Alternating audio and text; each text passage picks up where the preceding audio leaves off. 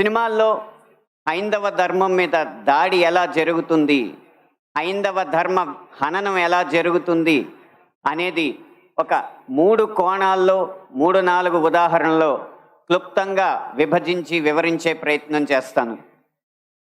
ఇక్కడ దాడి 3 కోణాల్లో జరుగుతుంది.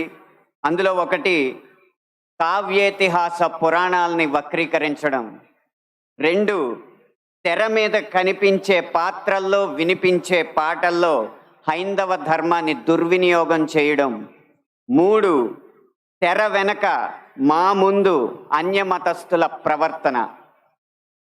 ఈ 3 అంశాల్లో మొదటిది కావ్య పురాణేతిహాసాల వక్రీకరణ. వాల్మీకి రామాయణం, వ్యాస భారతం భారత సాహితీ వాన్మయ శరీరానికి 2 కళ్ళ లాంటివి. కానీ అదే వ్యాస భారతాన్ని, అదే వాల్మీకి రామాయణాన్ని వినోదం కోసం వక్రీకరించిన సందర్భాలు కోకొల్లలు. గత కొన్ని సంవత్సరాల ముందు వచ్చిన చిత్రాల నుంచి నిన్న మొన్న విడుదలైన కల్కి చిత్రం వరకు కూడా కర్ణుడికి పాత్రకి అనవసరంగా ఆపాదించిన గొప్పతనాన్ని చూసి ఒక సినిమా రంగానికి చెందిన వ్యక్తిగా నేను సిగ్గుపడుతున్నాను, నిర్మోహమాటంగా చెప్తున్నాను.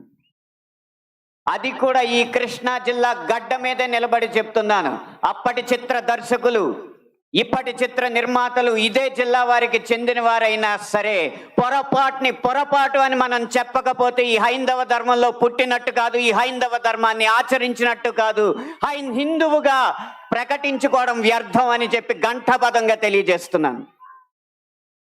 ఇప్పుడే ఈ సభలో, ఈ గొప్ప సభలో సత్యవాణి గారిని అభినవ ద్రౌపదిగా వక్తలు అభివర్ణించారు. ఆవిడే ఒప్పుకుంటారా? నిండు సభలో ద్రౌపదిని వలువలు వలచండి అని సలహా ఇచ్చిన కర్ణుణ్ణి సూర్యుడు అంటే సత్యవాణి గారు లాంటి మహిళా మండలి ఒప్పుకుంటారా? గంధర్వుల్ని చూసి, గంధర్వ సైన్యాన్ని చూసి ప్రాణమిత్రుణ్ణి కూడా వదిలేసి ప్రాణభయంతో పరుగులెత్తిన కర్ణుణ్ణి ధీరుడు, సూర్యుడు, వీరుడు అంటే ఈ హైందవ సమాజం ఒప్పుకుంటుందా?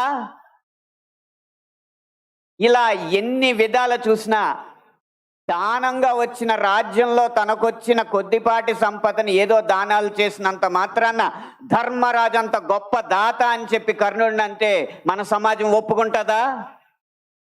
నిన్న మొన్న వచ్చిన కల్కి సినిమాలో అగ్నిదేవుడు ఇచ్చిన ధనస్సును పట్టిన అర్జునుడి కంటే సూర్యుడు ఇచ్చిన ధనస్సు పట్టిన కర్ణుడు వీరుడు అని చెప్తుంటే యుద్ధంలో నెరిగేది ధనుస్సా ధర్మమా అని ప్రశ్నించకుండా మనం ఊరుకుంటామా? ఒక్క భారతంలోనే కాదు, వాల్మీకి రామాయణంలో రాయి ఆడదైనట్టు, రాళ్లను తేల్చి వారధైనట్టు, రాముడు లవకుశుల మధ్య యుద్ధం జరిగినట్టు, ఇలా చిత్రీకరణకు అందంగా ఉండడానికి ఎన్నో అభూత కల్పనలు, ఎన్నో వక్రీకరణలు జరుగుతుంటే ఇంకా మనం ఇలా ఊరుకుంటూ ఉంటే ఎన్ని సినిమాలు ఎలా వస్తాయి?